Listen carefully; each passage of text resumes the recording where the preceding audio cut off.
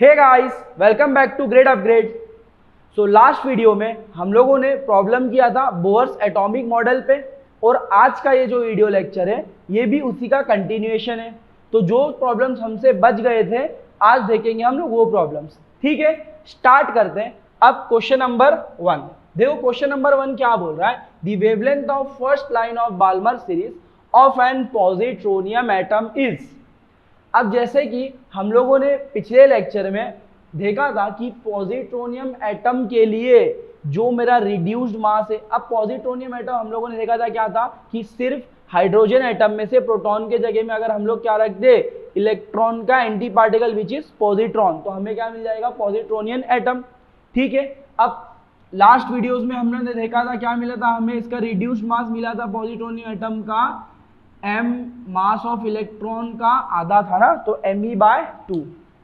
ठीक है, so for wavelength of first line of Balmer series, so Balmer series हमें कैसे मिलता है? जब कभी भी ट्रांजिशन कहां पर एंड करेगा? n = 2 पे, तो n = 2 का स्क्वायर मतलब n का स्क्वायर। अब यहाँ पर जो मेरा n का वैल्यू है मतलब जो हायर स्टेट है, हायर स्टेट क्या बोल रहा है? First line of Balmer series. तो बाल्मर सीरीज में फर्स्ट लाइन कब मिलता है? जब n = 3 से जंप करेगा कहां पर? n = 2 पे। तो मेरा n का वैल्यू इस केस में क्या हो जाएगा? n का वैल्यू हो जाएगा 3। ठीक है, तो क्या मिल रहा है मुझे मिलेगा 1/λ will be equals to rp Rydberg constant of for positronium atom, तो मिल जाएगा 1/4 माइनस 1/3 का स्क्वायर मतलब 9 which is nothing but 5/36 rp। ठीक है, ये वैल्यू मुझे मिल रहा है। अब अगर मैं वेवलेंथ कैलकुलेट करने जाऊँ तो लैम्बडा क्या मिल जाएगा? Lambda will be equals to 36/5 time rp। अब rp का वैल्यू क्या होता है? रिड्सबर्ग कांस्टेंट का वैल्यू होता है rp is equals to mu into e⁴/8ε0² h³ c। ये वैल्यू होता है जहां पर मास रिप्लेस करता है किसको? मास रिप्लेस हो जाता है रिड्यूस मास से ना। ठीक है, तो रिड्यूस मास क्या था? म्यू इक्वल टू देखो me/2, तो मैं यहाँ पर क्या लिखूंगा? It will be me e⁴/2 8ε0² h³ c। अब देखो अगर मैं इस 2 को सेपरेटली लिखता हूँ बाहर, तो ये ब्रैकेट तो मुझे कुछ इंडिकेट कर रहा है कहाँ पर? जब r इंफिनिटी का वैल्यू यही होता है, तो मुझे मिल रहा है r∞/2। ठीक है, r∞/2। तो अगर मैं यहाँ पर सब्स्टिट्यूट करता हूँ तो मुझे लैम्बडा का वैल्यू क्या मिलेगा? मुझे लैम्बडा का वैल्यू मिलेगा lambda is equals to 36/5 into rp क्या है? r∞/2 मतलब ऊपर गया तो इंटू 2। ठीक है, ये हो जाएगा मेरा 72/5 इंटू r∞ का वैल्यू होता है 1.097 इंटू 10⁻⁷, जिसको अगर मैं सॉल्व करता हूं तो मुझे आएगा आंसर अप्रोक्सीमेटली 1312 नैनोमीटर। ठीक है, तो ये ऑप्शन कहां से मैच करा? Option number C is the correct one. ठीक है, इसमें किसी को कुछ डाउट है? चलो आप स्क्रीनशॉट ले लो। सो चलिए गाइस क्वेश्चन नंबर 2 पे बढ़ते हैं। The relation between Rydberg constant of positronium atom rp end of hydrogen atom rh is. मतलब हमें क्या पूछा है? सिंपल क्वेश्चन है, पूछ रहा है कि रिलेशन बिटवीन रिडबर्ग कांस्टेंट किसका? पॉजिट्रोनियम एटम और हाइड्रोजन एटम का। ठीक है, अब ऑप्शंस दिए गए हैं, देखो हम लोग कैसे सॉल्व करेंगे। अब जैसे कि हमें पता है क्या होता है रिडबर्ग कांस्टेंट, क्या होता है r। अगर किसी न्यूक्लियस का बात करें तो उसका मास rm इज इक्वल टू क्या होता है? r∞/1 plus mass of electron upon mass of nucleus, ये फॉर्मूला है। और थोड़ी देर पहले हम लोगों ने देखा पिछले क्वेश्चन में कि मेरा जो रिडबर्ग कांस्टेंट है किसका? पॉजिट्रोनियम एटम का। कितना मिल रहा था? वो मिल रहा था मुझे r∞/2। सही बात है, तो इसको बोले इक्वेशन नंबर 1। ये किसका वैल्यू मिल गया? rp का वैल्यू। अब वैसे ही अगर हम लोग हाइड्रोजन एटम के लिए निकाले तो हमें क्या मिलेगा? हाइड्रोजन एटम के लिए मुझे मिलेगा RH is equals to r∞/2 1 plus Me। अब यहाँ पर हाइड्रोजन के केस में जो न्यूक्लियस का मास क्या होता है, सिर्फ प्रोटॉन होता है, तो मैं लिखूंगा प्रोटॉन का मास विच इज Mp। अब हमें पता है mass of proton is equals to 1836 times mass of electron. सही बात है, सब्स्टिट्यूट करते हैं तो हमें क्या मिलेगा, देखो हमें मिलेगा RH is equals to R infinity upon 1 plus Me upon 1836 Me। ठीक है, तो यहाँ पर Me कैंसिल आउट हो जाएगा, ये यहाँ पर मल्टीप्लाई होकर क्या मिल जाएगा, R इंफिनिटी अपॉन, देखो 1836 प्लस 1 अपॉन 1836। क्लियर है इतना? तो मुझे RH का वैल्यू यहाँ से क्या मिल रहा है, RH का वैल्यू मिल रहा है 1836 ऊपर गया अपॉन 1837 R इंफिनिटी। बोलो इतना क्लियर है? अब इसको मैं बोल देता हूँ इक्वेशन नंबर 2। इतना क्लियर है? चलो अब आगे बढ़ते हैं, हमें रिलेशन फाइंड करना है Rp और RH के बीच में। तो मैं क्या करता हूँ, इक्वेशन 1 को 2 से डिवाइड कर देता हूँ, तो मुझे क्या मिलेगा, Rp upon RH is equals to, Rp क्या है, R infinity upon 2 divide by 1836 upon 1837 R infinity. तो R इंफिनिटी कैंसल आउट हो जाएगा, 1/2 ये ऊपर गया तो क्या हो जाएगा, Rp will upon RH will be equals to, देखो क्या हो जाएगा, ये ऊपर जाएगा ना, तो 2 इंटू 1837 अपॉन 1836। ठीक है, तो अगर मैं इसको सॉल्व करता हूँ मुझे Rp का वैल्यू कितना मिलेगा, Rp का वैल्यू मिलेगा 2 मतलब 4171 मतलब 3674 ना, तो 367 अपॉन 1836 अपॉन 1836। वेट यहां पर हमने कैलकुलेशन मिस्टेक कर दिया। अब देखो क्या किया हमने, तो ये तो ऊपर चला जाएगा 1837 अपॉन 2 इंटू 1836। ठीक है, तो यहाँ पर हमने थोड़ा मिस कर दिया कैलकुलेशन में, तो कोई बात नहीं। 1837 अपॉन 2 मतलब क्या हो जाएगा, 3672 है ना, 3672। अब RH को वहां पर लेके जाओ तो मुझे कुछ ऐसा रिलेशन मिल रहा है। अब देखो ऑप्शन में किससे मैच कर रहा है, ऑप्शन में मैच कर रहा है ऑप्शन नंबर डी से। Option number D is the correct option. ठीक है, चलो let's move on to question number 3। ठीक है, सो क्वेश्चन नंबर 3 क्या बोल रहा है, an atom of mass m can be excited to a state of mass m plus delta by photon capture.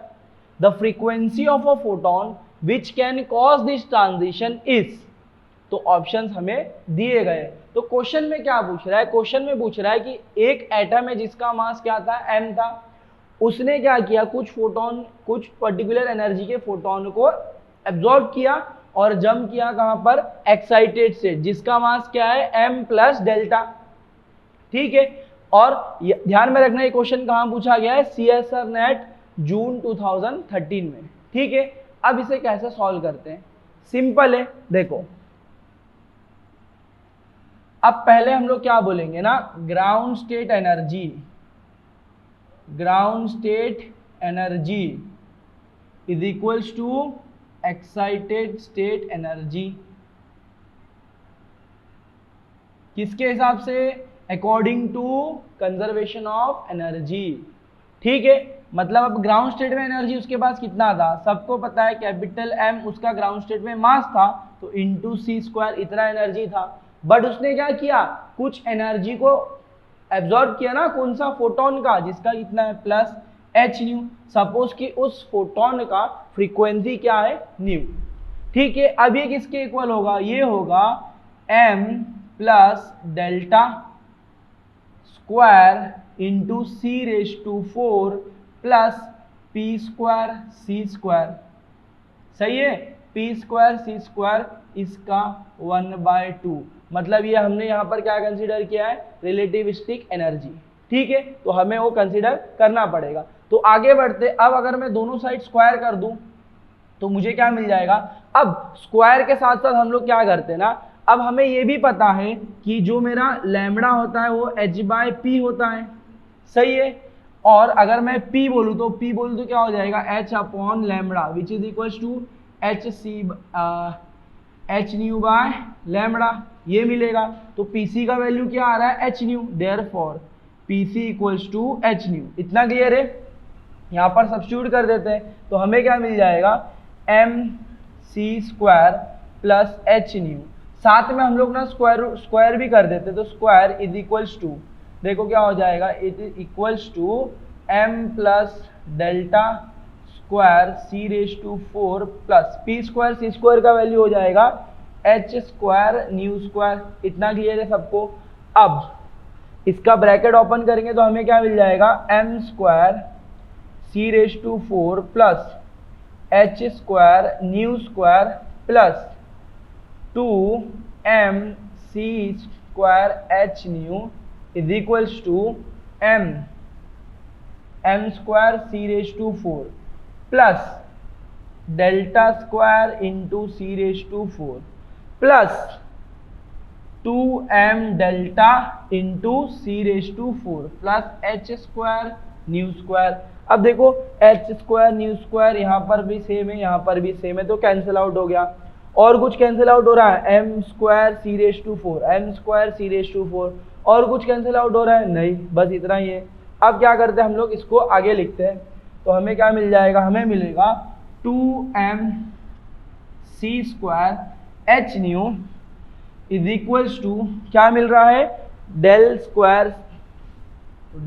Square c⁴ plus 2m delta c⁴, 2m delta c⁴। तो अगर मैं इसको बाहर ले लेता हूं तो क्या हो जाएगा, ये हो जाएगा मुझे, देखो क्यों बाहर ले रहे हैं, क्योंकि यहाँ पर कुछ 2m c⁴ तो कैंसिल आउट हो जाएगा। तो मैं इस पूरे टर्म को क्या कर देता हूँ, बाहर कॉमन ले लेता हूं, तो मुझे क्या मिल जाएगा, 2m del c⁴ 1 plus del upon, देखो क्या बचेगा, 2m नहीं था ना तो 2m बचेगा ऐसा, ठीक है। तो इसको मल्टीप्लाई करो, यही मिल जाएगा, इसको मल्टीप्लाई करोगे 2m डेल स्क्वायर c⁴।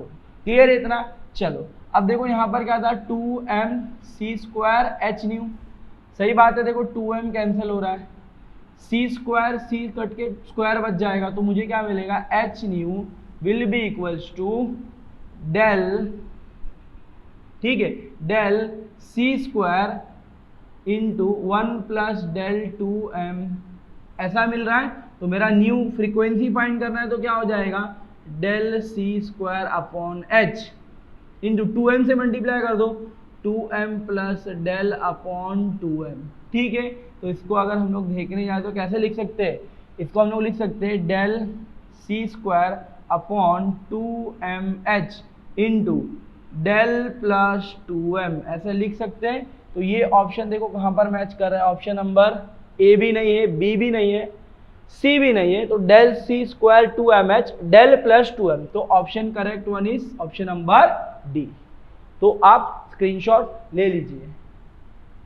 सो चलिए बढ़ते हैं क्वेश्चन नंबर 4 पे।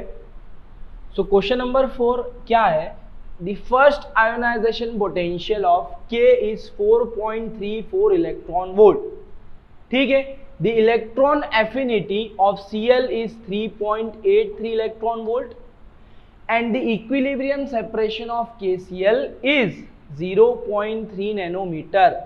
Then energy required to dissociate a KCl molecule into a K and Cl atom is, तो 4 ऑप्शन दिए गए हैं, साथ में क्वेश्चन पूछा गया है CISR नेट दिसंबर 2015 में, ठीक है। देखते हैं अब क्वेश्चन क्या है। अब क्वेश्चन में क्या बोला गया है पता है क्या, कि आयोनाइजेशन पोटेंशियल एनर्जी दिया है किसका, के एटम का, जो कि कितना है 4.34 इलेक्ट्रॉन वोल्ट। मतलब अगर K में से मुझे एक इलेक्ट्रॉन को बाहर निकालना है तो वो एनर्जी दिया हुआ है। आयनाइजेशन मतलब क्या होता है, किसी भी एटम के इलेक्ट्रॉन को निकाल दो तो आयन बन जाएगा, उसी को हम बोलते हैं जितना एनर्जी लगता है आयनाइजेशन एनर्जी। सिंपल। तो 4.3 इलेक्ट्रॉन वोल्ट, इतना क्लियर है। चलो अब आगे देखते हैं। तो energy liberated when electron is put on Cl2 में, मतलब क्या करेंगे ना, अब इस इलेक्ट्रॉन को K से निकाला, K से निकालने के बाद हम इसको कहां पर रख रहे, Cl को दे रहे, Cl के अंदर डाल रहे, मतलब इतना एनर्जी अब कितना होगा, तो एफिनिटी, इलेक्ट्रॉन एफिनिटी मतलब क्या, वो एनर्जी दिया है कि हम इलेक्ट्रॉन को कितना एनर्जी लिबरेट करेगा।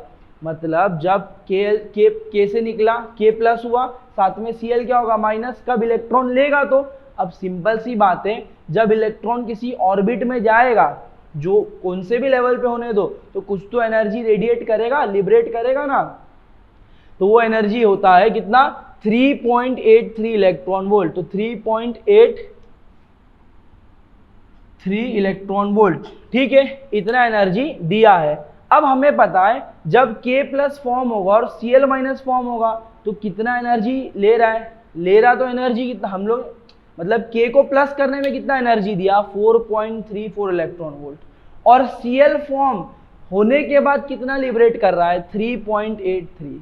तो मतलब कुछ एनर्जी तो क्या हो रहा है, मतलब नेट अमाउंट हम लोग बोलेंगे कितना लग रहा है, K plus and Cl minus को बनाने के लिए हमने दिया था 4.34, लिबरेट कितना किया 3.82, तो यूज कितना हुआ, इसका डिफरेंस 0.52 इलेक्ट्रॉन वोल्ट।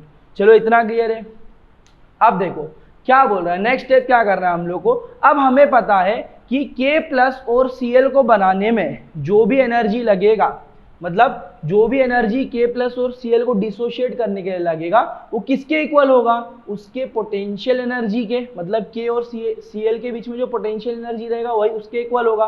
कैसे, क्योंकि एटम के अंदर जो भी इलेक्ट्रॉन्स है वो बाउंड है, तो किसकी वजह से, बिकॉज ऑफ पोटेंशियल एनर्जी। तो वो पोटेंशियल एनर्जी का वैल्यू कितना होगा, इतना 1/4πε0 Q1 Q2 अपॉन R। अब सिंपल सी बात है, दोनों चार्ज क्या है, इलेक्ट्रॉन की बात कर रहे हैं, तो क्या हो जाएगा, इतना वैल्यू हो गया, ठीक है। तो सॉल्व करने का हमें क्या मिल जाएगा, इसका वैल्यू मिलता है, देखो -7.7 × 10⁻⁻19 जूल। बट अगर जूल में अब सब चीज किस में दिया हुआ है, इलेक्ट्रॉन वोल्ट में, तो कन्वर्ट करेंगे, तो कन्वर्जन के लिए क्या करते हैं हम लोग, इलेक्ट्रॉन के चार्ज से डिवाइड कर देते हैं। तो डिवाइड करने पे मुझे कितना मिला कि -4.79 इलेक्ट्रॉन वोल्ट, ठीक है। अब इतना पॉजिटिव एनर्जी जब हम लोग देंगे तो वो क्या हो जाएगा, energy required to dissociate KCl into K plus and Cl minus. अब इतने देखो एनर्जी नेगेटिव है, मतलब वो क्या बाउंड करके रखने वाला एनर्जी है, मतलब उसको खींच के रोक के रखने वाला एनर्जी है। उतना ही पॉजिटिव एनर्जी अगर हम लोग उसको दे देंगे तो वो क्या हो जाएगा, खुद को फ्री कर लेगा। तो यहाँ पर उतना पॉजिटिव एनर्जी K प्लस और Cl को फॉर्म करने के लिए हमें लगेगा, देना पड़ेगा, ठीक है, इतना एनर्जी रिक्वायर्ड है। अब मैं क्या बोलूंगा, तो डिसोशिएट करना है मुझे KCl को किसमें, K and Cl, K plus भी नहीं Cl माइनस भी नहीं, कहा कितना करना है, K और Cl करना है।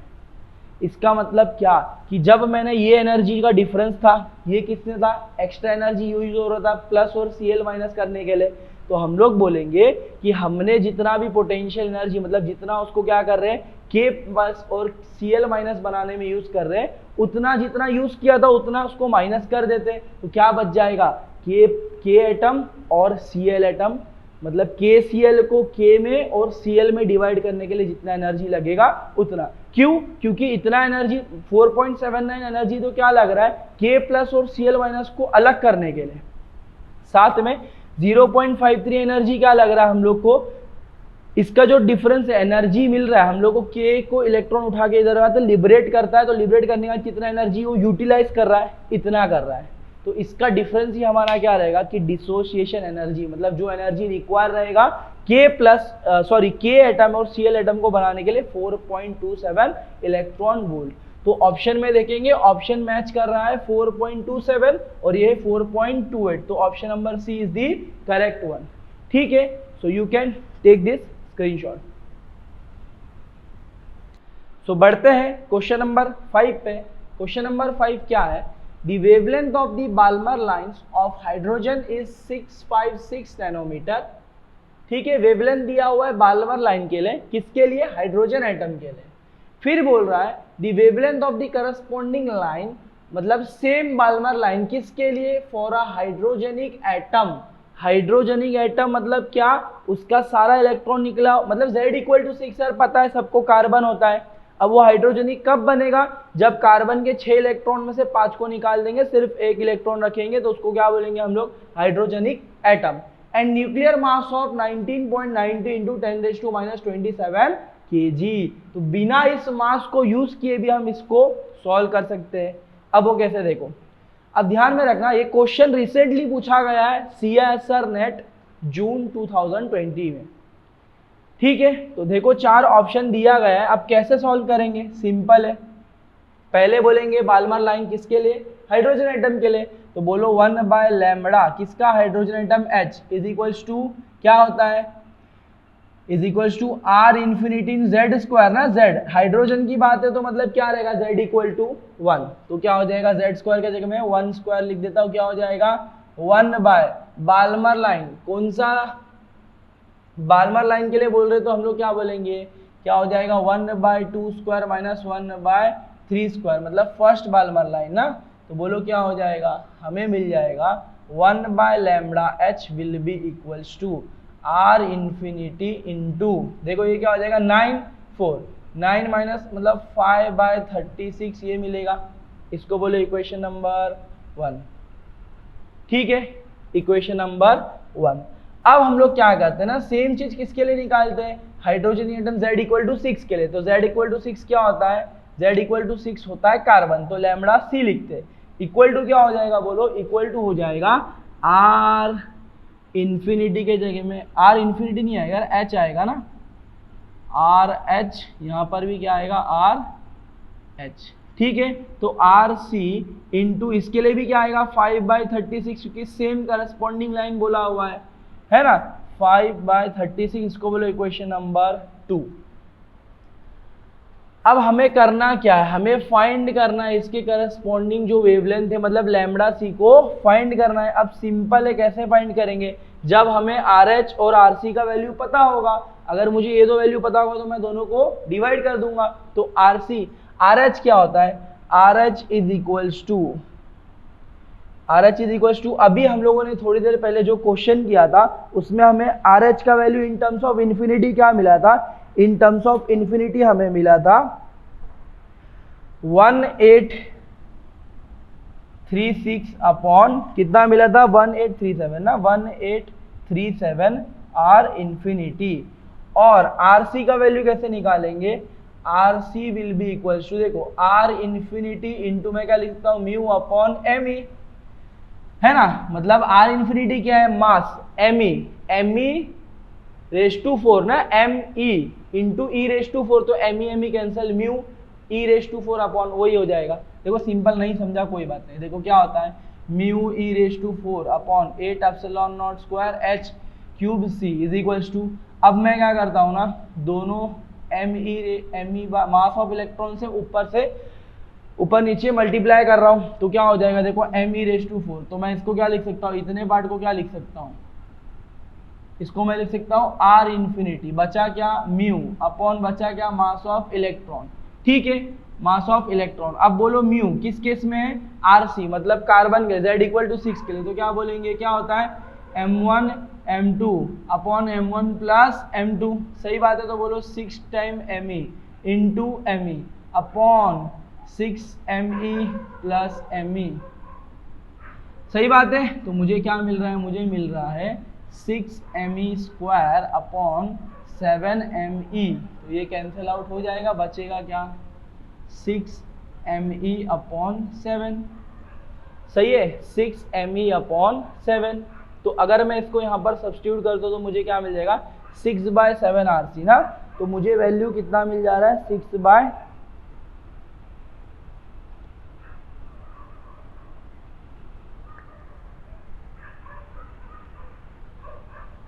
तो मुझे मिल रहा है वैल्यू 6/7 me, मतलब क्या हो जाएगा me, मास ऑफ इलेक्ट्रॉन। तो यहाँ पर डायरेक्ट सब्स्टिट्यूट करते तो क्या मिल जाएगा, RC will be equals to mu का वैल्यू 6/7 इंटू me तो कैंसिल हो जाएगा, बचा क्या R इंफिनिटी। ठीक है, R इंफिनिटी के टर्म्स में मिल गया। अब मैं क्या करता हूँ ना, सिंपल मुझे फाइंड करना है ये, तो मैं क्या करूँगा, इक्वेशन 2 डिवाइड बाय इक्वेशन 1, तो मुझे क्या मिल जाएगा, देखो 1 बाय ये तो इक्वेशन 1 डिवाइड बाय 2 कर देना, तो अपने को ज़्यादा सॉल्व करना नहीं पड़ेगा। मतलब क्या हो जाएगा, 1 by lambda h upon 1 by lambda c is equal to क्या मिल रहा है, R h इंटू 5/36। और हमने देखा था RH का वैल्यू क्या है, इतना है ना, तो RH का वैल्यू मैं क्या लिख देता हूँ, डायरेक्ट इसी टर्म्स में लिख देता हूँ। तो RH मिल जाएगा मुझे 1836 अपॉन, अभी RH ही लेने देते चलो, तो RH क्या मिल रहा है, RH into 5/36 upon RC into 5/36। Clear है, तो ये कैंसिल आउट हो जाएगा, तो मिलेगा क्या मुझे, therefore lambda C upon lambda H will be equals to RH upon RC। तो लैम्बडा C क्या हो जाएगा, lambda H into RH upon RC। अब बोलो लैम्बडा H का वैल्यू कितना है, हम लोग को दिया हुआ है 656 नैनोमीटर, तो 656 नैनोमीटर इंटू RH का वैल्यू कितना मिला है, RH का वैल्यू यहाँ पर मिला है, तो 1836 upon 1837 R infinity upon RC का वैल्यू कितना मिला है, RC का वैल्यू 6/7 R इंफिनिटी। तो ये कैंसिल आउट हो जाएगा। जब इसको हम लोग सॉल्व करेंगे तो हम लोग को आंसर मिलेगा 18.2 नैनोमीटर। ठीक है, जो है हमारा option number A. So option number A is the correct answer. ठीक है, तो ये था question number 5 which is asked in CISR net 2020। सो आप स्क्रीनशॉट ले सकते हो। तो आज यहाँ पर इस वीडियो को हम एंड करते हैं। सो बोहर मॉडल्स पे जो भी प्रॉब्लम है यहाँ पर हमारे सब डिस्कशन हो चुके हैं। तो अगर फिर भी किसी को कुछ डाउट हो तो वो कमेंट कर सकता है, हम ज़रूर उसका आंसर देंगे। तो आज के लिए बस इतना ही। सो वीडियो अच्छा लगा हो तो लाइक करें, शेयर करें, सब्सक्राइब करें और थैंक यू फॉर वॉचिंग। मिलते हैं अब नेक्स्ट वीडियो में।